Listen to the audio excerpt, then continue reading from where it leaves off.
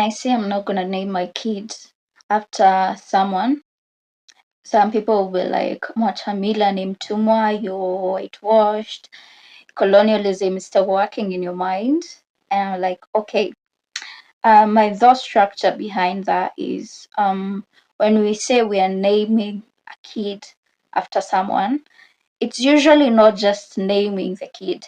In Kikuyu tunasema aratuirwo nyina, atuĩtwo ithe, atuĩtwo cũwe, atuĩtwo amefanywa kuwa kama, ni kwa mfano wa, it's some sort of rebirth of that person, you know. Nyaraciarirwo, alizaliwa, mamako, ulizaa mamako, ulizaa babako. You see, it's not just naming, ni kama kwa mfano wa, yeah, it's in the likeness of.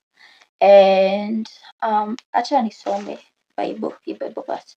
Genesis 1:26 and 27.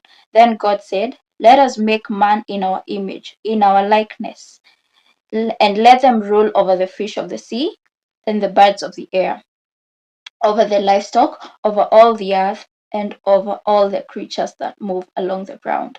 So God created man in his own image. In the image of God, he created him. Male and female, he created them. So we see when God is creating man, anasema, let us create man in our likeness and in our image and likeness.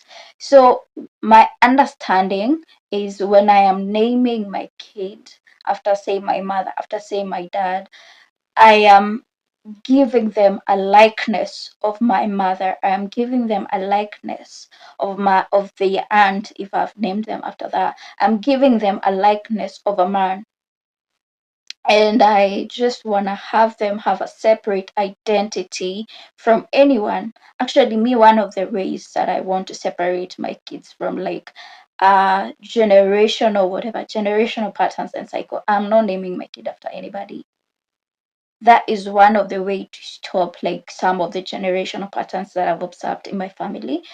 And the other thing is, you tend to see that the kids will start to take on the mannerisms of that person that you've named them after. So they are starting to become more and more, they are starting to take more and more of the likeness of that person that you've named them after. Now, if you want to name your kid after anybody, sawa.